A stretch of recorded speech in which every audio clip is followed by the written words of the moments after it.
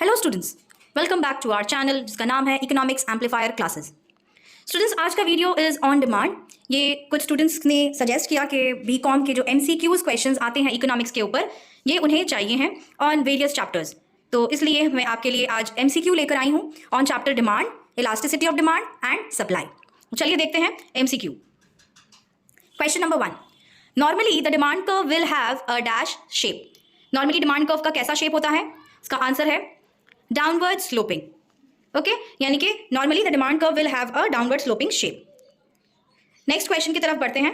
Law of demand shows a relation between the option A quantity demanded and quantity supplied of a commodity, option B income and quantity demanded of a commodity, option C price and quantity of a commodity, या option D income and price of a commodity. इसका answer होगा option number C, price and quantity of a commodity. Next question, Which of the following is an assumption made while drawing the demand curve? Demand curve बनाते वक्त हम लोग कौन सा assumption करते हैं? Option A, the demand curve must be linear. The price of substitutes should not change. The quantity demanded should not change. The price of the commodity should not change. इसका correct answer है the price of substitutes should not change. Next question, which of the following is not a cause of shift in demand for a product? इनमें से कौन सा demand में जो shift होता है उसका cause नहीं है? Option A, change in the price of substitutes. Option B, change in the income of a consumer. Option C, change in the price of a product. Option D, none of the above. इसका correct answer है change in the price of a product. Now students, आपको अगर demand chapter में और भी अच्छे से जानकारी चाहिए, आपको और भी टॉपिक्स अच्छे से क्लियरली समझने हैं, तो हमारे चैनल पर जाकर और भी वीडियोज हैं उन्हें देखें और इस चैप्टर के सारे डाउट्स क्लियर कर लें। चलिए बढ़ते हैं नेक्स्ट क्वेश्चन की तरफ। Which of the following scenario will not shift the demand curve for a particular product? इनमें से कौन से सिनेरियो की वजह से हमारा डिमांड कर्व शिफ्ट नहीं होगा? Option A, a change in the income of the consumers of that product. Option B, effective advertising campaign by producer of a substitute good. Option C, a reduction in the price of the raw material for that product. या Option D, a widely publicized study that says the product is harmful to the health of consumers. इसका सही answer है Option C, a reduction in the price of the raw material for that product. अगर हमारे raw material के price में reduction होता है तो हमारे डिमांड कर्व को शिफ्ट नहीं किया जाएगा। नेक्स्ट क्वेश्चन है, if the market supply curve for a product shift rightwards, what is the best possible explanation for this shift? Option A, increase in the price of raw material. Option B, introduction of a tax on that product by the government. Option C, introduction of a new technique that makes the production of that commodity cheaper. Option D, an advertising campaign that is successful in promoting the product. इसका सही answer क्या होगा? Option C, यानी कि अगर हमारा new technique में introduction होता है तो हमारा सप्लाई कर्व राइटवर्ड शिफ्ट हो जाएगा। Next question, if the income of a consumer increases or the price of a complementary good falls, then the dash. इस ब्लैंक को आपको फिल इन करना है और कंप्लीट करना है इस सेंटेंस को। ये सेंटेंस में क्या कहा जा रहा है? अगर कंज्यूमर इंक्रीज कर रहा है, कंज्यूमर का इनकम इंक्रीज कर रहा है तो कॉम्प्लीमेंट्री गुड्स का प्राइस डिक्रीज करेगा, तब हमारा डिमांड कर्व पे क्या इफेक्ट होगा? Option A, the demand curve for the product shifts rightward, the demand curve for the product shifts leftward, the supply curve for the product shifts rightward, और the supply curve for the product shifts leftward. इसका सही answer है the demand curve for the product shifts rightward, यानी कि हमारा demand curve right की तरफ shift कर जाएगा। नेक्स्ट क्वेश्चन की तरफ जाने से पहले मैं आपको बता दूं, अगर आप हमारे चैनल में फर्स्ट टाइम आए हैं देन प्लीज हमारे चैनल को सब्सक्राइब करें और वीडियो को लाइक करना ना भूलें। क्वेश्चन नंबर 8 या नेक्स्ट क्वेश्चन की तरफ बढ़ते हैं। The elasticity for the demand of durable good is dash. Durable goods का इलास्टिसिटी ऑफ डिमांड क्या होता है? Option A 0, option B equal to unity, option C greater than unity, option D less than unity. इसका सही answer है greater than unity. Next question, income elasticity established relation between quantity demanded and dash. Income elasticity में relation किसके बीच में होता है? Quantity demanded और ऑप्शन ए है प्राइस, ऑप्शन बी है क्वांटिटी सप्लाइड, ऑप्शन सी है इनकम, ऑप्शन डी है नीड। इसका सही आंसर है option C income. Income elasticity में क्वांटिटी डिमांडेड और इनकम के बीच रिलेशन होता है। Next question, according to the law of diminishing marginal utility is at maximum with the first unit. Option B, increasing units of consumption increase the marginal utility. Option C, marginal product will fall as more units are consumed, या option D, total utility will rise at a falling rate as more units are consumed. तो law of diminishing marginal utility के हिसाब से कौन सा statement सही है? जी हाँ, सही कहा आपने, ऑप्शन डी, यानी कि हमारा टोटल यूटिलिटी इंक्रीज तो करेगा लेकिन फॉलिंग रेट में इंक्रीज करेगा जैसे जैसे हम ज्यादा कंज्यूम करेंगे किसी भी प्रोडक्ट को। Next question, and decrease in income should, option A, shift demand for an inferior product inwards, shift demand for inferior product outwards, option C, shift supply for an inferior product outwards, option D, shift supply for an inferior product inwards. अगर decrease होगा income में तो हमारा सही option क्या है? Shift demand for an inferior product outwards, यानी कि हमारा डिमांड जो है वो इंफीरियर प्रोडक्ट की वजह से आउटवर्ड शिफ्ट हो जाएगा। Next question, an increase in price all other things unchange leads to option A shift demand outwards, option B shift demand inwards, option C a contraction of demand, या option D an extension of demand. अगर हमारे price में increase होगा बाकी सारी चीजों को unchange रखते हुए तो इसका सही ऑप्शन क्या है?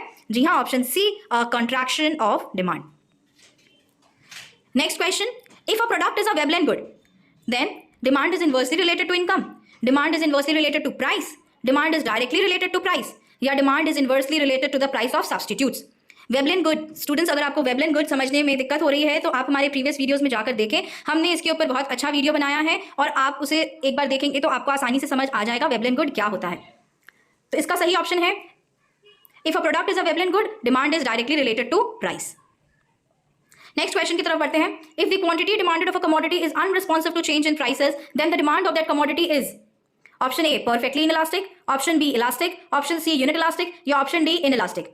इसका सही जवाब है परफेक्टली इनइलास्टिक। अगर क्वांटिटी डिमांडेड प्राइस के चेंज से अनरिस्पॉन्सिव है तो उसे हम लोग परफेक्टली इनइलास्टिक कहते हैं।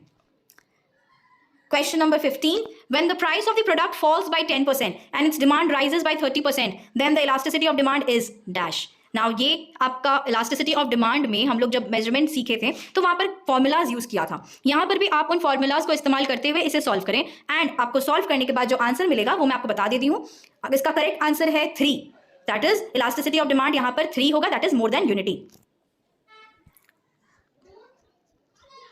Next question, when the elasticity of demand for a commodity is very low, it shows that the product, option A, has little importance in the total budget, option B is a luxury, option C is a necessity, option D none of the above। जब elasticity of demand काफी लो होता है तो product हमारा एक necessity होता है, यानी कि एक जरूरत वाली चीज होती है। Next question, when the demand for a product is perfectly inelastic, a price increase will result in option A, a decrease in quantity demanded of that product, no change in total income from a product, option C an increase in the total income from a product, या option D a reduction in the total income for a product. इसका सही answer है option C an increase in the total income from a product. Next question, in case the price of a product and the total revenue from that product move in the same direction then the demand is A perfectly elastic, B inelastic, C elastic, या D unrelated। इसका सही answer है inelastic। Next question, would an increase in demand for a product cause the supply curve to shift in any direction? अगर हमारे demand curve में increase हो रहा है तो क्या सप्लाई कर्व किसी भी डायरेक्शन में शिफ्ट करेगा? इसका ऑप्शन ए है no effect on supply, option B है change in the slope of a supply curve, option C the supply curve will move to the right, और ऑप्शन डी है the supply curve will move to the left. इसका सही answer है no effect on supply. Next question है, if the elasticity of supply is greater than 1 then the supply curve would be option A touching Y axis, option B passing through the origin, option C vertical, या option D horizontal. इसका सही answer है touching Y axis, यानी कि Y axis को जो touch करते हुए हमारा सप्लाई कर्व होगा वो इलास्टिसिटी 1 से ज्यादा होगा उसका। नेक्स्ट क्वेश्चन है, in a particular year the farmers experienced dry weather, if all the other factor remaining the same the supply curve of wheat for farmers will shift to the dash direction. कौन सी direction में हमारा supply curve shift होगा? Option देखते हैं, option A downward, option B rightward, option C leftward, option D none of the above. इसका सही answer है leftward. Next question, in May 2019 a firm was providing 5000 units kg of sugar at a market price of rupees 30 per kg, but in June 2019 the supply of sugar decreased to 4500 kg at a market price of rupees 20 per kg. This change shows that the supply of sugar is dash, option A more elastic, option B less elastic, option C perfectly inelastic, option D perfectly elastic. Now students, ये question मैं आपके ऊपर छोड़ती हूँ कि आप इसे solve करके इसका आंसर मुझे बताएं। मैं आपको कुछ हिंट्स दे देती हूँ कि यहाँ पर अगर आप प्रोपोर्शनेट मेथड इस्तेमाल करके इस फॉर्मूला को लेते हुए इस सम को सॉल्व करेंगे तो आपका आंसर निकल आएगा। इस क्वेश्चन के आंसर को कमेंट में जरूर लिखें ताकि मैं बता सकूँ आपका आंसर सही है या गलत। नेक्स्ट क्वेश्चन की तरफ बढ़ते हैं, if the market supply for a product shifts rightward what is the best possible explanation for this shift? Option A increase in the price of raw material, option B introduction of a tax on that product by the government, option C introduction of a new technique that makes the production of that commodity cheaper, या option D advertising campaign that is successful in promoting the product। इसका correct answer है introduction of a new technique that makes the production of that commodity cheaper। next question, a firm's supply curve is an upward slope because एक supply curve upward sloping क्यों होता है? option A the production cost of additional units of output will rise beyond a point, option B consumers see a positive relationship between price and quality, option C expansion of production leads to the use of inferior inputs, option D none of the above। इसका सही answer है option A the production costs of additional units of output will rise beyond a point। Next question, which of the following scenarios will not lead to a change in demand for a product? इन सब में से कौन से scenario से हमारा product का demand change नहीं होगा? Option A, a change in the taste of its consumers, option B, a change in the price of that product, option C, an increase in the income of its consumers, या option D, none of the above. इसका सही answer है none of the above. इन सारी ही factors में change आने से हमारे डिमांड में चेंजेस होंगे ही। नेक्स्ट क्वेश्चन की तरफ बढ़ते हैं। Dash leads to an increase in the supply of a commodity without a change in its price? इनमें से कौन से कमोडिटी का इंक्रीज होने से प्राइस में चेंज नहीं आता है? Option A, rise in supply, option B, contraction in supply, option C, expansion in supply, या option D, fall in supply. इसका करेक्ट आंसर है राइज इन सप्लाई। तो rise in supply leads to an increase in the supply of a commodity without a change in its price. Next question, the law of demand states that an increase in the price of a product, option A, increases the supply of that good, option B, decreases the quantity demanded for that good, option C, increases the quantity supply of that good, या option D, none of the above। इसका correct answer है option B. Law of demand क्या कहता है? जैसे ही price increase करेगा हमारा quantity demanded decrease कर जाएगा, इसलिए इसका सही ऑप्शन है option B, decreases the quantity demanded for that good. Next question, if an increase in income leads to decrease in the demand for camping equipment, then camping equipment is option A, normal good, option B, inferior good, option C, substitute good, या option D, complementary good. इसका answer है inferior good. क्यों? क्योंकि जैसे ही consumer के income में increase हुआ हमारा कैंपिंग इक्विपमेंट में के डिमांड में डिक्रीज हो गया, जबकि increase in income leads to an increase in demand. But क्योंकि ये एक इंफीरियर गुड्स है इसलिए इसका रिएक्शन ऑपोजिट वे में गया है और इसने इनवर्स रिलेशनशिप शो किया है। Next question, the law of supply states that an increase in the price of a good, option A, increases the quantity supply of that good, option B, decreases the demand for that good, option C, decreases the quantity demanded for that good, या option D, none of the above। इसका सही answer है increases the quantity supplied of that good। हमारा law of supply ये बताता है कि जैसे ही प्राइस इंक्रीज करता है क्वांटिटी सप्लाई भी इंक्रीज हो जाएगा। Next question and the last question, if price changes by 1% and supply changes by 2%, then the supply is dash. अगर हमारा प्राइस चेंजिंग 1% है और सप्लाई का चेंज 2% है तो सप्लाई क्या हो जाएगा? Option A, static, option B, indeterminate, option C, inelastic, option D, elastic. इसका सही जवाब है elastic. Now students, I hope you like the video. अगर आपको इस तरीके के और भी वीडियोस चाहिए हैं तो हमें टॉपिक सजेस्ट करते रहिए कमेंट में, आपके वीडियोस की डिमांड पूरे होते रहेंगे। Till then, bye bye.